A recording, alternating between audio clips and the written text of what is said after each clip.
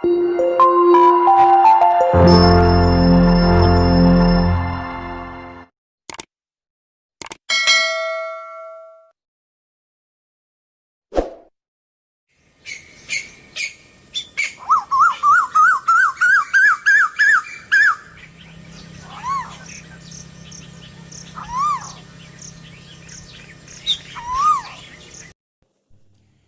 Friends, कैसे हैं आप? आज हम जॉन कीट्स की बहुत ही famous poem ode to a nightingale को डिस्कस करेंगे। यह पोयम अप्रैल 1819 में लिखी गई थी, जब कीट्स अपने फ्रेंड चार्ल्स ब्राउन के साथ वेंटवर्थ पैलेस हेम्पस्टेड में ठहरे हुए थे। उनके घर के पास नाइटिंगेल ने अपना घोंसला बनाया हुआ था। एक दिन कीट्स उस ग्रास प्लॉट में 2 या 3 घंटे तक बैठे रहे, तभी उन्होंने इस पोयम को लिखा। अब हम इस पोयम को पढ़ते हैं। My heart aches and a drowsy numbness pains my sense। जब पोएट उस नाइटिंगेल के सॉन्ग को सुनता है तो उसके दिल में एक दर्द सा होने लगता है। नाइटिंगेल का सॉन्ग सुनकर कीट्स का शरीर बिल्कुल शून्य हो गया है। As though of hemlock I had drunk। ऐसा मालूम पड़ रहा है जैसे उसने हेमलॉक का रस पी लिया हो। हेमलॉक एक तरह का जहरीला पौधा है।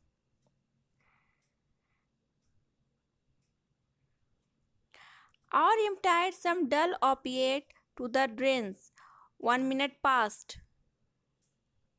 उसको ऐसा लग रहा है कि थोड़ी देर पहले उसने अफीम से बनी हुई दवा का पूरा प्याला खाली कर दिया हो। And Lead words had sunk। या उसने लीद नदी का पानी पी लिया हो। लीद एक तरह की नदी है जिसका पानी पीने से इंसान सब कुछ भूल जाता है। किड्स की रियल लाइफ जो थी वो बहुत ही दुख से भरी हुई थी, तो वो जब इस प्लेजर म्यूज़िक को सुनता है तो वो अपने सारे दुख से भरे हुए एक्सपीरियंस को भूल जाता है। "'Tis not through envy of thy happy lot, but being too happy in thine happiness। कवि कहता है कि मैं तुम्हारी खुशी से ईर्ष्या नहीं करता, बल्कि मैं तुम्हारी खुशी में बहुत ही खुश हूँ। That thou light wing dried of the trees in some melodious plot of beechen green, and shadow numberless singest of summer in full throat ease। Keats Nightingale की दुनिया को इमेजिन करता है। वह नाइटिंगेल की दुनिया में चले जाना चाहता है जहाँ पर नाइटिंगेल मधुर गीत गाती है।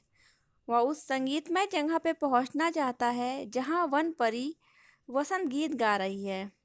ड्राइड का मतलब होता है वन परी। उसने नाइटिंगेल को वन परी के साथ कंपेयर किया है।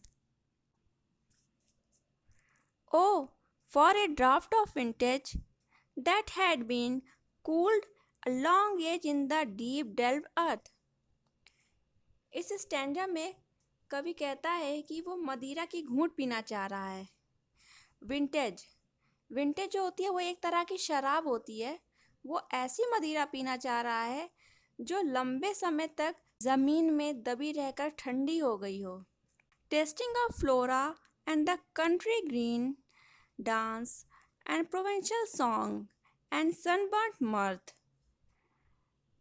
कवि कहता है कि जब वो उस मदिरा को पिएगा तो उसको ग्रामीण क्षेत्रों की हरियाली की याद आ जाएगी और साथ ही प्रोवेंस की धूप में तपे हुए लोगों के नाच गाने और उनके उत्सव मनाने की याद आ जाएगी।